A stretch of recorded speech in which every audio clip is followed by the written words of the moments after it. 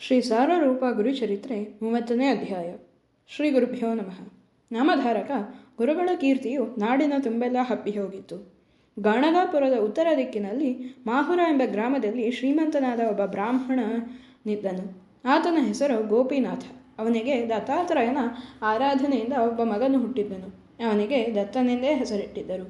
ದತ್ತನು ಪ್ರಾಪ್ತವಯಸ್ಕನಾದಾಗ ಸತಿ ಎಂಬ ಹೆಸರಿನ ಸುಶೀಲೆಯಾದ ಕನ್ಯೆಯೊಂದಿಗೆ ಆತನ ವಿವಾಹವಾಯಿತು. ಅವರು ಕೆಲ ದಿನ ಸುಖ ಸಂಸಾರ ನಡೆಸುತ್ತಿದ್ದಂತೆಯೇ ದತ್ತನಿಗೆ ದುರದೃಷ್ಟದಿಂದ ಕ್ಷಯರೋಗವು ಅಂಟಿಕೊಂಡಿತು. ತಂದೆ ತಾಯಿಗಳು ನೀರಿನಂತೆ ಹಣ ಖರ್ಚು ಮಾಡಿ ಔಷಧೋಪಚಾರ ಮಾಡಿಸಿದರೂ ರೋಗಿಯು ಆರೋಗ್ಯವಂತನಾಗಲಿಲ್ಲ. ಕೊನೆಗೆ ದತ್ತನಿಗೆ ಗಂಟಲಲ್ಲಿ ಅನ್ನವೇ ಇಳಿಯದಂತಾಯಿತು. ದೇಹದಿಂದ ದುರ್ಗಂಧವು ಹೊರಡಲಾರಂಭಿಸಿತು. ಪತಿವ್ರತೆಯಾದ ಸತಿಯು ಸದಾ ಗಂಡನ ಆರೈಕೆಯಲ್ಲಿಯೇ ನಿರತಳಾಗಿದ್ದಳು. ತನ್ನ ಪತಿಯು ಎಷ್ಟು ಆಹಾರ ಸೇವಿಸುತ್ತಿದ್ದನೋ ಅಷ್ಟನ್ನೇ ಅವಳು ಸೇವಿಸತೊಡಗಿದಳು. ಹೀಗಾಗಿ ಅವಳ ದೇಹವು ಕೃಶವಾಯಿತು.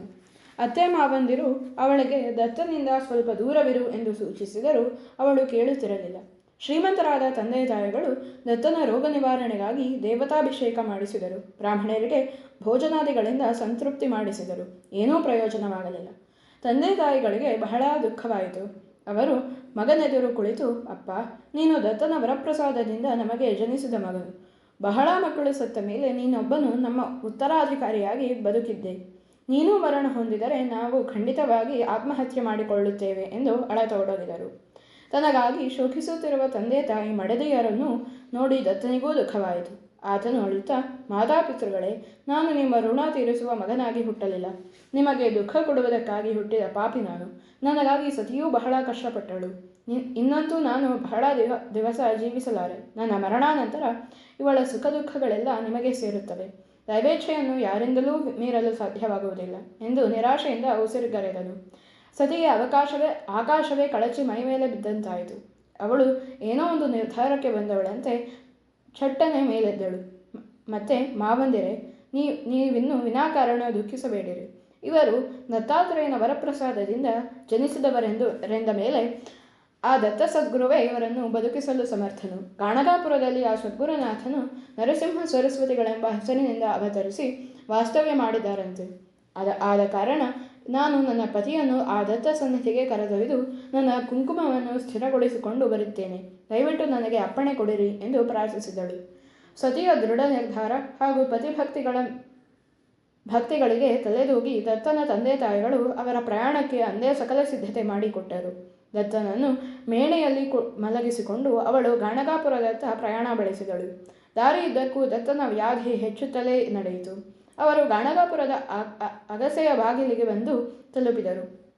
ದತ್ತನು ಬಹಳಷ್ಟು ಸಂಕಟಪಡುತ್ತಾ ನೀರು ಎಂದು ಹಲುಬತೊಡಗಿದನು. ಸತಿಯು ಅನಿವಾರ್ಯವಾಗಿ ಡೋಲಿಯನ್ನು ಕೆಳಗಿಳಿಸಲು ಬೋಯಿಗಳಿಗೆ ಆಜ್ಞೆ ಮಾಡಿದಳು. ದಾರಿಯಲ್ಲಿ ನಿಂತಿದ್ದ ವ್ಯಕ್ತಿಯೊಬ್ಬನು ಗುರುಗಳು ಎಲ್ಲಿದ್ದಾರೆ ಎಂದು ವಿಚಾರಿಸಿದಳು. ಅವರು ಸಂಗಮದಲ್ಲಿದ್ದಾರೆ ಎಂದು ತಿಳಿದು ಬಂತು. ಡೋಲಿಯನ್ನು ಅಲ್ಲಿಗೆ ಸಾಗಿಸತಕ್ಕದ್ದೆಂದು ಬೋಯಿಗಳಿಗೆ ಸೂಚಿಸಿ ಪತಿಗೆ 1-2 ಗುಟುಕು ನೀರು ಕುಡಿಸಿದಳು. ದತ್ತನ ಪ್ರಾಣಪಕ್ಷಿ ಹಾರಿ ಹೋಯಿತು.